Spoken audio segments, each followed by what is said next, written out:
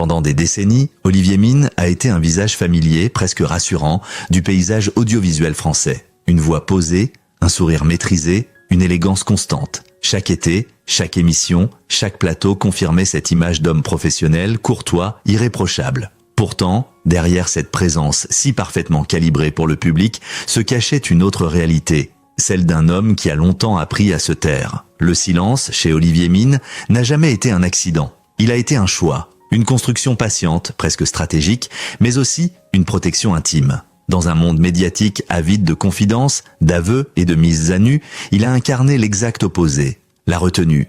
Né en Belgique, naturalisé français, Olivier Mine s'impose progressivement comme l'un des animateurs les plus solides de sa génération. Il traverse les années, les modes et les mutations du petit écran sans jamais céder à la provocation ni au scandale. Là où d'autres capitalisent sur leur vie privée pour exister médiatiquement, lui choisit de s'effacer derrière son travail. Cette posture n'est pas anodine.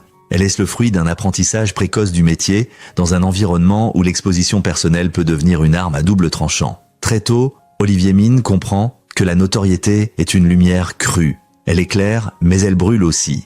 Il observe, il apprend, il se retient. Dans les interviews, il parle culture, littérature, télévision, engagement intellectuel. Il se montre cultivé, réfléchi, parfois mélancolique, mais rarement intime. Les questions personnelles glissent sur lui sans jamais vraiment l'atteindre. Non par arrogance, mais par pudeur. Cette pudeur devient sa signature. Elle intrigue autant qu'elle rassure. Le public ne sait presque rien de ses amours, de ses blessures, de ses nuits solitaires. Et c'est précisément cette absence de narration privée qui alimente, paradoxalement, la curiosité. Car le silence, en matière médiatique, parle souvent plus fort que les mots. Il faut replacer ce mutisme dans son contexte.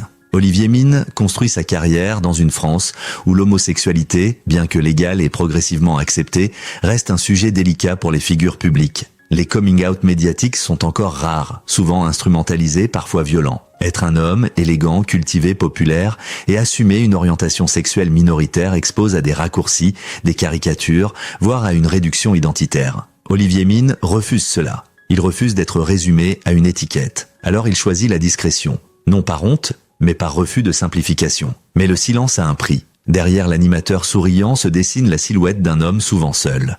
Non pas isolé socialement, il est entouré, apprécié, respecté, mais solitaire dans l'intime. Aimé sans se montrer, aimé sans raconter, aimé sans pouvoir inscrire son histoire dans le récit collectif. Cette retenue, aussi noble soit-elle, engendre une forme de mélancolie. Car l'amour, lorsqu'il est tenu à distance du regard des autres, peut devenir un territoire fragile. Les proches parlent d'un homme fidèle, loyal, profondément affectif, mais aussi d'un homme qui a longtemps appris à mettre ses émotions en veille pour préserver son équilibre professionnel. Plus Olivier Mine devient connu, plus il se tait. Ce paradoxe est frappant. Là où la célébrité encourage l'exposition, il renforce chez lui le besoin de contrôle. Comme si chaque projecteur allumé sur son visage obligeait à fermer une porte supplémentaire sur sa vie privée. Ce mécanisme est fréquent chez les personnalités publiques les plus durables. La longévité médiatique se paie souvent par une fragmentation de l'identité. Une part pour le public, une autre, soigneusement verrouillée, pour soi. Chez Olivier Mine, cette frontière est nette, presque infranchissable. Avec le temps, pourtant, les fissures apparaissent, non pas dans son discours, mais dans son regard. Certaines interviews laissent entrevoir une fatigue, une lassitude douce amère, comme si le silence, autrefois protecteur, devenait parfois pesant. Car se taire, c'est aussi porter seul le poids de ses choix. Ne pas partager, c'est renoncer à être compris pleinement. Et à mesure que les années passent, une question s'impose, jusqu'à quand? Le public change, les mentalités évoluent, ce qui était tabou devient dissible, ce qui était dangereux devient possible, et l'homme mûrit. À un certain âge, la carrière ne suffit plus. Le succès ne comble pas tout. Olivier Mine, intellectuel assumé, le sait mieux que quiconque. La reconnaissance professionnelle n'efface ni le besoin d'amour, ni celui de vérité. Le silence, alors, cesse d'être une armure pour devenir un poids. Et dans cette bascule silencieuse se prépare ce que peu attendaient, la possibilité d'une confession. Non pas spectaculaire, non pas militante, mais humaine. Olivier Mine n'a jamais été un homme de rupture brutale. Il est un homme de transition, de nuances, de temps long, et c'est précisément ce qui rend sa parole aujourd'hui si précieuse. Dire qui l'on est n'est jamais un acte anodin lorsqu'on évolue sous le regard permanent du public. Pour Olivier Mine, cette question n'a jamais relevé du spectaculaire ni de la revendication. Elle s'est imposée lentement, presque à contretemps, au fil d'une carrière construite sur la retenue et la maîtrise de soi. Contrairement à certaines figures médiatiques, qui ont fait de leur coming out un événement fondateur, Olivier Mine a choisi une autre voie, celle de la normalité silencieuse. Il n'a jamais nié, jamais revendiqué, jamais mis en scène. Il a simplement vécu. Dans l'imaginaire médiatique, l'homosexualité d'une personnalité publique est souvent traitée comme une révélation, un tournant, parfois même un produit éditorial. Olivier Mine a toujours refusé ce schéma. Pour lui, l'orientation sexuelle ne définit ni un talent, ni une carrière, ni une légitimité. Cette position, longtemps incomprise, était pourtant profondément politique dans son essence. Refuser d'être assigné à une identité réductrice. À une époque où les médias cherchaient encore des figures représentatives, il a opposé un refus calme mais ferme. Être homosexuel, oui.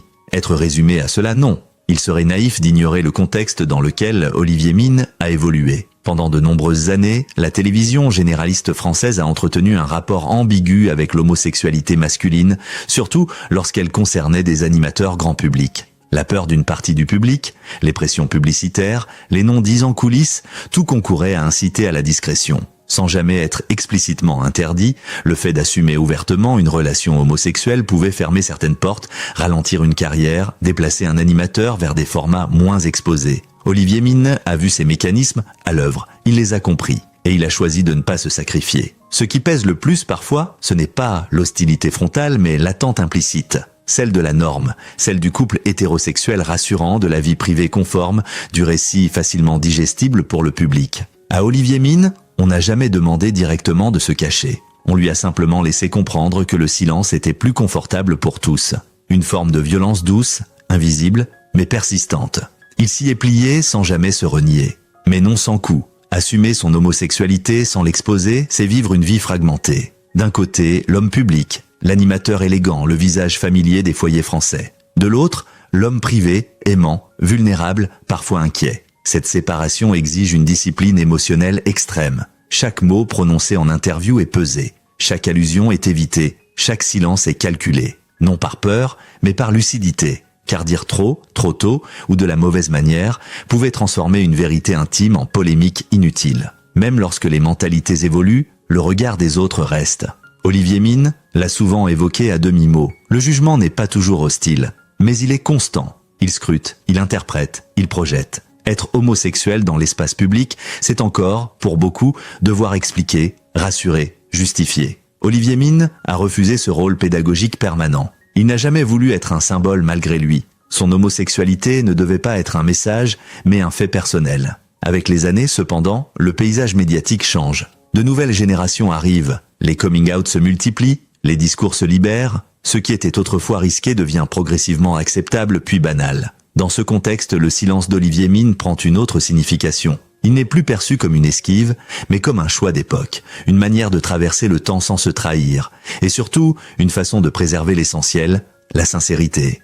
Mais aucune construction, aussi solide soit-elle, n'est éternelle. À force de taire une partie de soi, le besoin de cohérence devient pressant, non pas pour les autres, mais pour soi-même. Dire qui l'on est, un jour, devient moins une revendication qu'une nécessité intérieure. Non pour provoquer, mais pour aligner enfin toutes les facettes de son existence. Olivier Mine arrive à cet âge charnière où l'on ne cherche plus à plaire à tout le monde, mais à se respecter soi-même. Ce qui frappe, c'est que personne ne l'a forcé à parler. Le public n'exigeait pas d'aveu, les médias ne le traquaient pas. Et pourtant, le moment est venu. Parce que dire qui l'on est, ce n'est pas toujours répondre à une pression extérieure. C'est parfois répondre à une question intime, longtemps différée, et derrière cette parole mesurée se dessine déjà une autre confession, plus profonde encore, celle de l'amour. Aimer sans être vu, aimer sans être nommé, aimer sans récit public. Pendant longtemps, c'est ainsi que Olivier Mine a vécu ses relations sentimentales. Non par défi, non par honte, mais par choix mûri, façonné par les années, l'expérience et une compréhension aiguë de ce que coûte l'exposition médiatique lorsqu'elle touche à l'intime. Dans une société qui valorise l'aveu, la transparence et la confession permanente, aimer à l'abri des projecteurs peut sembler presque subversif.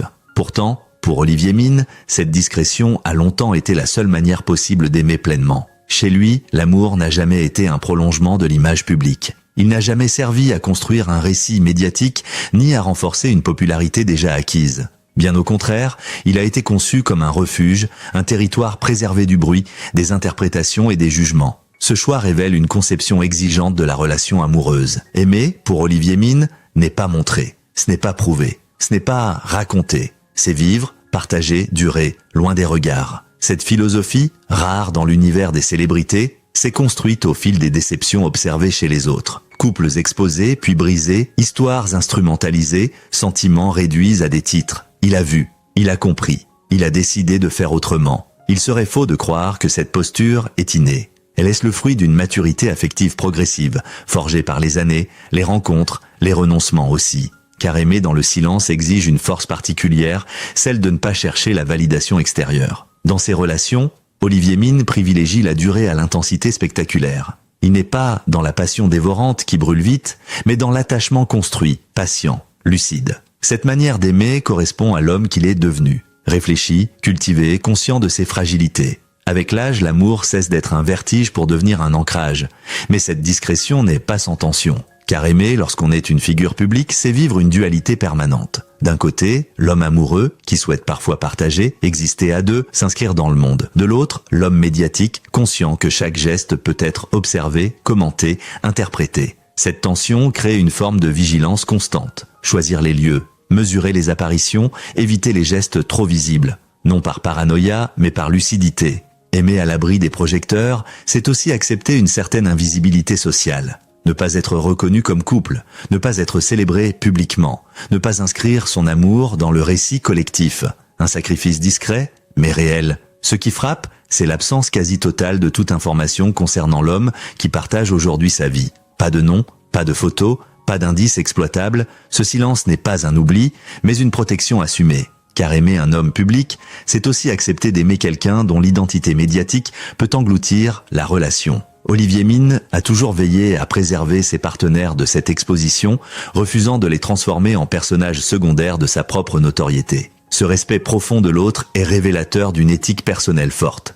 L'amour n'est pas un accessoire de carrière, il est une relation d'égal à égal. La pudeur, chez Olivier Mine, n'est pas un refus de l'émotion. Elle en est la forme choisie. Elle permet de dire sans exposer, de ressentir sans montrer, de s'engager sans se livrer entièrement au regard public. Dans un monde où la visibilité est souvent confondue avec l'authenticité, cette pudeur apparaît presque anachronique. Et pourtant, elle témoigne d'une grande cohérence intérieure. Aimer sans spectacle, c'est parfois aimer plus profondément. Mais à mesure que les années passent, une question émerge. Peut-on aimer éternellement dans l'ombre ? Peut-on construire une relation durable sans jamais lui donner une existence symbolique dans l'espace public ? Ce questionnement n'est pas médiatique. Il est intime. Il touche à la reconnaissance, à la légitimité, au désir de ne plus fragmenter son existence entre ce qui est montré et ce qui est vécu. À un certain moment de la vie, l'alignement devient une nécessité. Non pour satisfaire la curiosité des autres, mais pour se réconcilier avec soi-même. Ce qui se prépare n'est pas un coming out tardif, ni une révélation calculée. C'est autre chose, une forme de vérité apaisée. Une parole qui ne cherche pas à provoquer, mais à exister. Dire l'amour, après l'avoir longtemps protégé, devient un acte de maturité. Une manière de dire, voilà ce qui compte vraiment. Et dans cette confession mesurée se joue quelque chose de profondément humain. La fin d'une séparation entre l'homme public et l'homme amoureux. Pas une exposition, pas une mise en scène, juste une reconnaissance. La suite n'est pas encore dite, mais elle se dessine déjà. Celle d'un homme qui, après avoir longtemps protégé son amour du monde, envisage enfin de lui donner une place dans son récit de vie. Derrière l'image parfaitement maîtrisée de Olivier Mine, il existe un homme que le public connaît peu. Un homme que la télévision a longtemps présenté comme constant, fiable, presque immuable. Mais toute constance publique cache des fragilités privées. Et toute longévité médiatique repose souvent sur des renoncements silencieux. Car si Olivier Mine a toujours su incarner la stabilité à l'écran, cette stabilité n'a jamais été synonyme d'absence de doute. Bien au contraire, la solitude n'a jamais été revendiquée par Olivier Mine comme un idéal. Elle s'est imposée à lui, progressivement, comme une conséquence logique de ses choix professionnels et personnels. Choisir la discrétion, choisir le silence, choisir la protection de l'intime, c'est aussi accepter une forme d'isolement émotionnel. Dans un métier où les relations sont souvent superficielles, liées aux projets, aux saisons, aux audiences, il est difficile de construire des liens profonds et durables. Encore plus lorsqu'on se refuse à exposer sa vie privée comme monnaie d'échange médiatique. Olivier Mine a longtemps vécu avec cette solitude-là.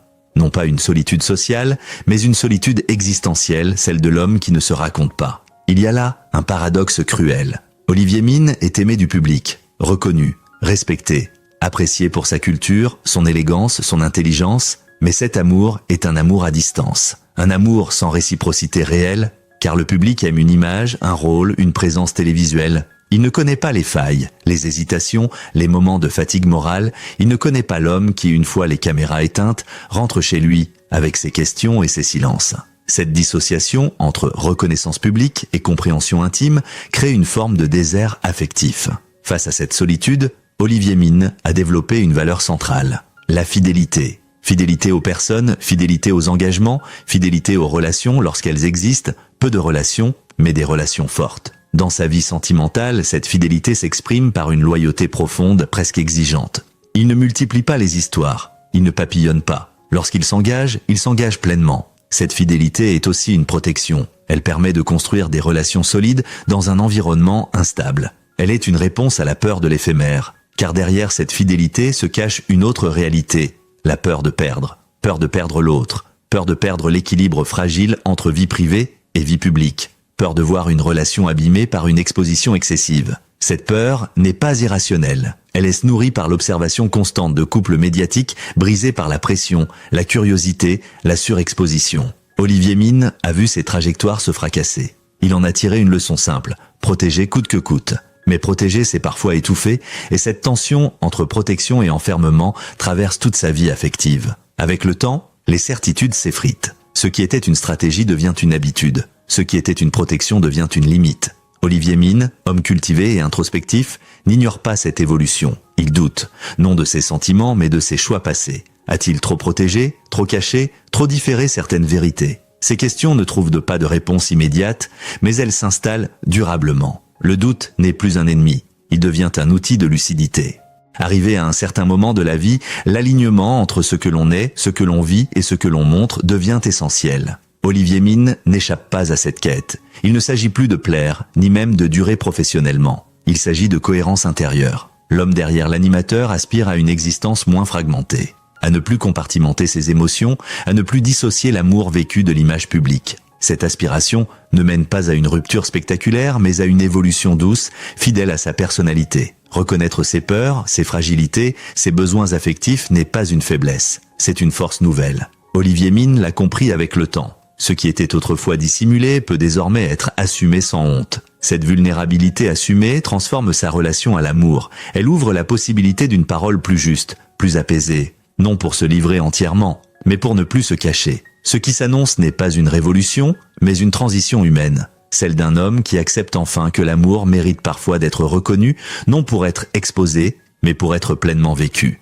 La suite sera celle de la parole, d'une confession mesurée, d'un geste simple mais profondément symbolique. Lorsqu'un homme comme Olivier Mine décide enfin de dire l'essentiel, ce n'est jamais un geste anodin. Ce n'est ni une provocation, ni une stratégie de visibilité, encore moins une manœuvre médiatique. C'est un acte mûri, pensé, pesé. Un acte qui dit moins quelque chose du présent que du chemin parcouru pour y parvenir. Car cette confession, celle de l'amour partagé avec un homme, ne vient pas bouleverser une carrière. Elle vient l'achever symboliquement, lui donner une profondeur nouvelle. Si cette parole n'a pas été prononcée plus tôt, ce n'est pas par peur, mais par exigence. Olivier Mine a toujours compris que certaines vérités ont besoin de temps pour être dites sans être déformées. Trop tôt, elles sont récupérées. Trop tard, elles perdent leur sens. Aujourd'hui, le moment est juste. La société a évolué, le regard du public aussi. Et surtout, l'homme qu'il est devenu est prêt à parler sans se trahir. Cette confession n'est pas une rupture avec le passé, mais une continuité logique. Elle s'inscrit dans une trajectoire de retenue, de discrétion, de cohérence. Contrairement aux craintes que l'on aurait pu nourrir il y a 20 ans, la réaction du public est majoritairement apaisée. Parce qu'Olivier Mine n'a jamais menti. Il n'a jamais construit de faux récits. Il n'a jamais joué un rôle contraire à ce qu'il était. Le public ne découvre pas un secret scandaleux. Il reconnaît une vérité intime. Et cette reconnaissance crée une forme de respect renouvelé. Dans un paysage médiatique souvent saturé d'aveux forcés et de confessions spectaculaires, cette parole mesurée tranche par sa sobriété. Elle humanise davantage qu'elle ne surprend. Sur le plan professionnel, presque rien. Et c'est précisément ce qui la rend forte. Olivier Mine n'a plus rien à prouver. Sa légitimité est acquise. Son parcours est solide, son image est stable. Mais sur le plan humain, tout change, car dire l'amour, c'est cesser de fragmenter son existence. C'est permettre enfin à l'homme privé et à l'homme public de coexister sans conflit. Cette parole libère moins le regard des autres que le regard que l'on porte sur soi-même. Il est important de le souligner, Olivier Mine ne transforme pas son couple en objet médiatique. Il ne nomme pas, il ne montre pas, il ne raconte pas, il reconnaît simplement. Cette nuance est essentielle. Elle marque la frontière entre la confession et l'exhibition, entre la vérité et le voyeurisme, entre l'acceptation et la mise en scène. L'amour reste protégé, mais il n'est plus invisible. À travers cette parole tardive mais juste, Olivier Mine laisse un héritage qui dépasse sa propre personne. Il offre une autre manière d'exister publiquement en tant qu'homme homosexuel, sans militantisme forcé, sans effacement non plus. Il démontre qu'il est possible de vivre vrai sans se livrer entièrement, de s'assumer sans se réduire, d'aimer sans s'exposer. Dans un monde médiatique souvent polarisé entre silence total et surexposition permanente, cette voix médiane est précieuse. Ce qui frappe le plus au fond, ce n'est pas la révélation elle-même, mais le soulagement qu'elle semble apporter. Comme si une tension ancienne se dissolvait enfin. Comme si l'homme cessait de porter seul le poids de ce qu'il avait longtemps protégé. La vérité ici n'est pas un choc. Elle est un apaisement. Il n'y aura pas de feuilleton, pas de révélation supplémentaire, pas de mise en scène ultérieure. Cette parole se suffit à elle-même. Elle n'ouvre pas une nouvelle ère médiatique, mais referme un cycle intime.